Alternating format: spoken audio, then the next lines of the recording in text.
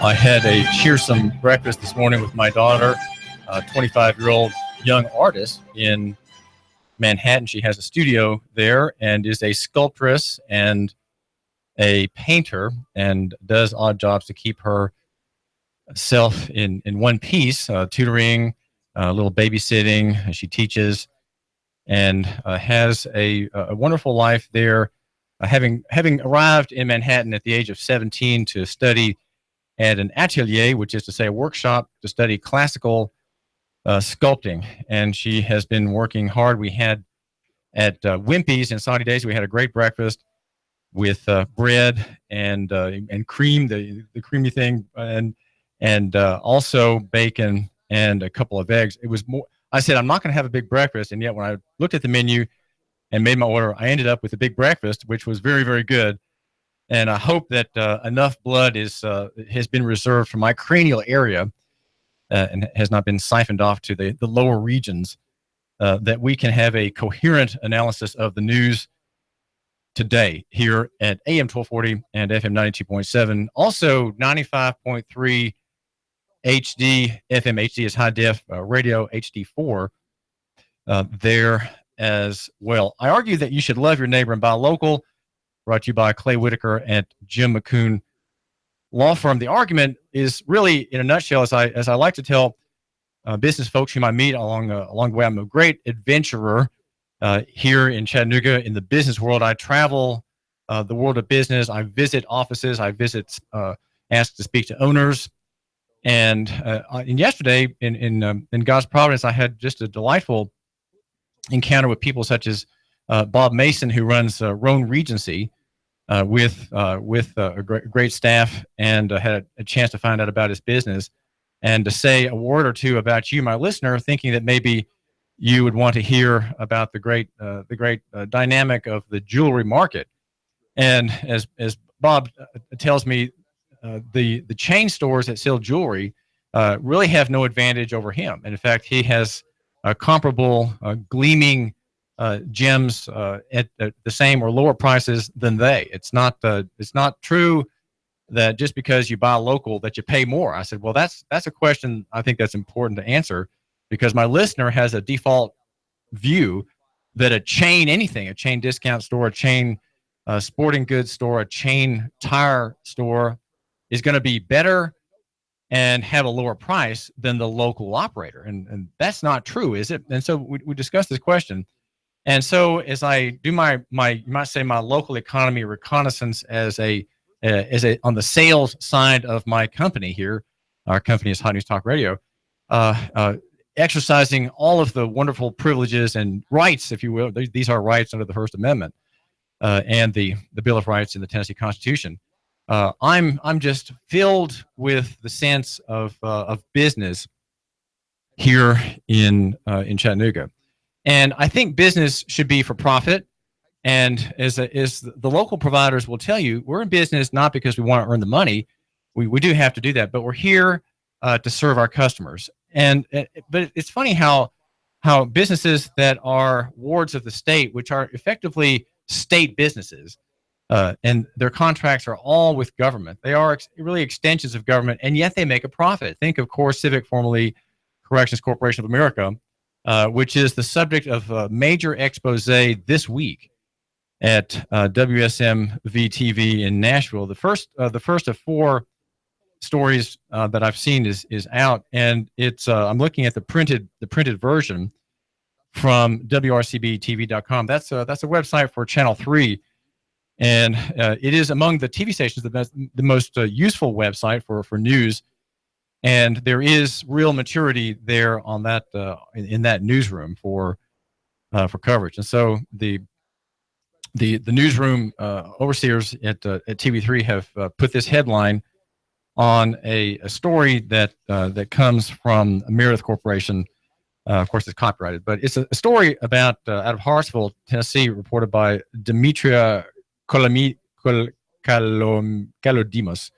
Demetria Kalodimos, I think that would be a Greek name, describing how this CoreCivic prison in Hartsville is just a very dismal place. And she says that the stories the I-Team has heard consistently describe a prison severely understaffed, overrun with gangs, violence, drugs, and inefficiency. Families say medium security inmates, people who pose no risk to anybody, have been locked down in cells for weeks without showers and sometimes food. There's a quote here from the headline is focusing on Jacques Stubel, which is a woman's name. She says, these lockdowns didn't last for 1 or 2 days. They'd last for weeks and weeks and weeks and weeks. She's a former chaplain at the Truesdale prison. It's called the Truesdale Turner Correctional Facility. And people interviewed by this TV station say that it's the worst prison they have ever seen. And it's run for profit. It is run for profit. The former chaplain says, and if you take that many men and put them in a pressure tank, you're going to have problems. And she, according to the story, carefully documented all the grievances that she saw clearly were being suffered by others, and which, of course, she, as a Christian, would commiserate with as well. She was told in one case that there was a suspended ceiling in a place where an inmate had total control, and that there were dirks or daggers hidden in the ceiling. She said they would go up through an AC vent and unscrew part of the roof, she said. And some of those shanks were this long, and they were selling them. And so she became a whistleblower and really didn't intend to. She said, they told me you can't go in there. And I said, yes, I can. And I went in there, and there was a man hanging, a man who was committing suicide. And guess what the CoreCivic staff was doing, according to WSMV TV? They were pepper spraying, right? Man committing suicide. They come in there. He's dangling on the pipe, and he is being sprayed with pepper. She says, I'm holding his hand, and it's covered with pepper spray. And he happened to be a Muslim. I said, brother, I'm with you. You're not alone. And he was covered with pepper spray, she says, and he was not a threat. I mean, when you're dangling like this, that's the response. Spray them, she said. Clearly, she's expressing exasperation here. Though when you read the quotes on paper, you don't quite hear her voice. Now, there's the suggestion in this story that there's excessive use of pepper spray there. And the correctional administrator, Tony Howerton, says, the inmate, in my opinion, was already compliant, but he was sprayed. He called the action at minimum unnecessary force, but could be classified as excessive force. So you have classifications of abuse. You have unnecessary force, and then you have excessive force. And this TV station has in its lengthy story, 2 pages long, talking about being charged $200 to get copies of things under open records request. Truly a grievous thing. I have mined speaking of public service, I have mined by open records request the training materials for Chattanooga State Police, and I think I've been remiss in sitting on this trove longer than I should have, not having put my excavator in the on position and gone down inside. One area that's important to look at, I think, is police authority and discretion. Now, we're working on a story touching on the use of personal vehicles by police officers to stop women in traffic. Now, this is a way of highlighting the story that a real journalist would write. The real story is unmarked police cars, okay? But I, your host, can take the privilege with you of interpreting what really matters, and that is that you have unmarked cars that are, as far as anybody knows, personal cars that cannot be used by officers in if they're off duty. They can't chase after somebody in their personal car. Well, okay, that's the Police Chief Fred Fletcher rule in the Police Authority Policy Manual chapter. You cannot, in your private personal car, chase after somebody if you're off duty and suddenly have to go on duty, right, to save someone's life or to intervene in some fracas or uproar. You cannot chase in your personal car. And yet Chief Fletcher is allowing personal cars, well, we're effectively personal cars because they're unmarked, state-owned, city-owned personal cars that do not have mounted lights on top or any painting. that indicate that they are in public service and represent the law. But what they are doing are using personal cars or private cars or unmarked cars, I think outside the statutory authority, to chase women on the road. Now, they don't chase just women, of course. They stop anybody whom they believe is speeding or causing some kind of traffic infraction. Changing a lane without using your indicator light, going down a lane, but your tire just touching the white line. If you're not actually changing lanes, but you're just weaving just a bit because you're answering your cell phone or turning your radio station to AM 1240 or 92.7 FM, that can be a cause for citation. So that gives the officer a probable cause, and he can stop you for that. Can he do it in an unmarked car? Well, that's the story we're working on, and I'm going to probably try to call the city attorney's office, which I have asked for a description of the authority for this process, okay, on your behalf. I said, well, my listener wants to know about this. His wife is concerned about being pulled over by cars that have blue lights blazing on the dashboard, but no outward markings of them being in public service. What if my wife is stopped at night by an unmarked car with lights flashing on the inside?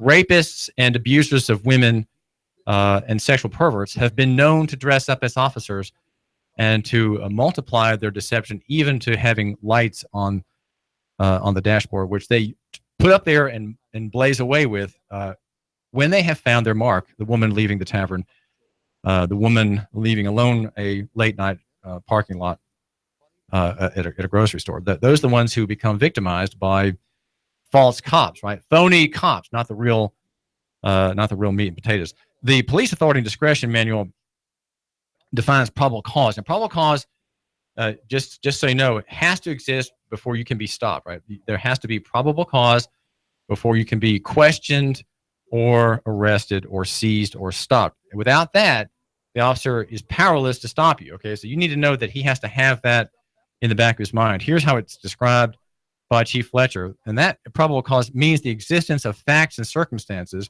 within the officer's knowledge at the time of the arrest, and of which the officer, and now quoting Beck versus Ohio, had reasonably trustworthy information sufficient to warrant a prudent man in believing that the petitioner had committed or was committing an offense. So you cannot be stopped unless the officer has personal knowledge or has knowledge given him personally from a reliable source that you have committed an offense or are committing one right then. Okay, that has to be he has to have seen you do something that's a crime, or have had a report from a reliable party that you have committed a crime and you are wanted, and therefore you are going to be waylaid on the side of the street.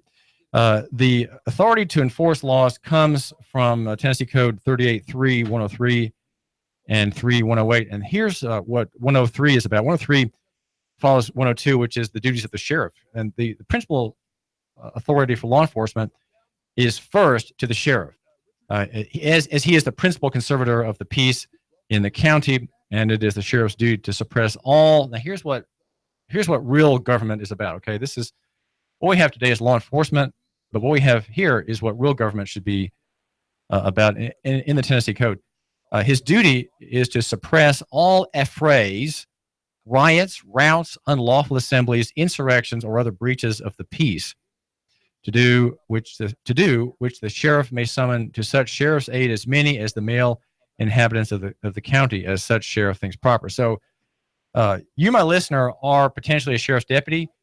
All that Sheriff Jim Hammond has to do is to call you, right? I need help. And you, my listener, the man who matters, right, here at Nooga Radio, you can be called under his authority in Title 38. And that's under duties of sheriff. Now, the Chief Fletcher's authority is either parallel or derivative. I'm not sure which, but it's in the next section, the one that he cites here in his policy manual. And it says that the judicial and ministerial officers of justice in the state, the mayor, the aldermen, marshals, and police of cities and towns, and the director, commissioner, or civil head of any metropolitan or municipal police department, whether elected or appointed, are also conservators of the peace. Okay, so they're given an equal standing to the sheriff, though I would say it's subordinate authority. In other words, Jim Hammond has more authority than Fred Fletcher. It's an older authority. It is a preceding authority. though the way the code is written, it's not quite clear that that Fletcher's really derives from Hammond's. But they are required to aid in the prevention and suppression of public offenses, and for this purpose may act with all the power of the sheriff. See, so it's a parallel power and a lesser one. But then there's a second authority that Chief Fletcher gives to his officers, and it is under, as he cites it here, under duty to arrest, and that's the heading. It's about 7 lines of type, and it says that it's the duty of all police officers who know or have reason to suspect any person of being armed. Okay, the duty is against a limited group of people in the law. Okay, just think about this. Think about what this means. Okay, he has the authority to arrest any person of being armed. Okay, it has to be gun related, with the intention of committing a riot or fray, or of assaulting, wounding, or killing another person, or of otherwise breaking the peace, to arrest such person forthwith and to take such person before the Court of General Sessions. So what we have here is a delegation of authority, but it's only in the law to those who are about to cause an insurrection or a fray or a riot, and they're armed. Okay, so the police department has the duty to arrest in that circumstance. Now that's much narrower scope of operation in the Tennessee Code than we're used to. It makes you wonder. It makes me wonder. So anyway, the authority to enforce laws is in those 2 passages that I read you, and it gives police officers, Chief Fletcher says, the authority to enforce the law and make arrests for violation of law. And he's saying that generally. So there are general laws that can be enforced. This is being disputed, however, in court. There is the Basil Marceau argument about this point, based on 2 major Supreme Court cases which have much unfinished business, even in the opinions of the High Court. Mickey Barker having written the most recent of the 2 unfinished business that's going to be brought up in one way or the other in litigation or defense. Now, the third point that I want to mention is the limitation of police authority, according to Chief Fletcher. And he says that, of course, the power to arrest is subject to constitutional and statutory limits. That's very good. Limitations on police authority are derived from federal, state, and local laws, judicial opinions, department policies, and procedures. Now, the part that I want to mention is Miranda. When you're stopped, you have to understand that you have a right to say nothing, right? You have a right to be Mirandized, as we say, Escobedo versus Illinois, and also the Miranda ruling. Police officers are sometimes in doubt as to when Miranda warnings should be given. While Miranda deals with in-custody interrogations, okay, once you're in custody and are interrogated, Miranda applies. The question of when custody applies is a common question, Chief Fletcher admits. And he cites Escobedo mandates that Miranda warnings be given when the investigation, now here, listen to this language, okay? When the investigation begins to focus on a suspect or suspects and the interrogation reaches an accusatory stage. So notice what's happening here. There's an investigation, and it progresses along. Why? Because of the flapping gums of the man who's going to be a defendant, right? They're going to try to talk him into being a defendant so that they can reach what Chief Fletcher calls an accusatory state, okay? An accusatory stage or state of the encounter. Since these 2 cases may appear to contradict each other, a police officer should read a suspect the Miranda warnings whenever a suspect is in custody and the officer intends to interrogate the suspect. So what Chief Fletcher is saying to you, my listener, is this. Demand to be Mirandized, okay? Demand your Miranda warnings right then. If you're being stopped for questioning, say, well, you need to read me my Miranda rights because you're under arrest, okay? Face it. Now, what the officer wants to do is not let you realize you're under arrest. You are under arrest. You have been detained, and he wants to talk with you so that you will incriminate yourself. That's a very important skill. It's a great skill that the officers learn as cadets, and then they enhance that skill with many, many encounters with members of the innocent public and some members of the guilty public as well. And they're trying to create what Chief Fletcher calls an accusatory state or stage in an encounter. And they want you to incriminate yourself. That's very important to remember. Your flapping gums are what will get you into trouble. If you're being stopped and you're not free to leave, then you're under arrest, okay? If you ask the question, am I free to leave? If the answer is no, then you rightly can say, well, for what am I being arrested? For what am I being detained? What is your authority to hold me? He has to have an articulable suspicion. He has to have a thing he can articulate in words as to why you're being held. You say this doesn't matter. You've never been stopped before. Well, this happens for thousands and thousands of people across Chattanooga every year. Thousands a year are stopped, and they don't know these things. And Chief Fletcher is good enough, thanks to me, David Tulis, your host, to talk to you about the substance of his authority. And there are some startling things in this document, and we're going to have to get to it again later. But next, we've had 4 days now, 4 days of skyscraping over Chattanooga. What's it all about? David Tulis. The Tennessee Valley's news, talk, and sports leader. Nooga Radio, AM 1240 and 92.7 FM. Got vacation plans for four-legged family members?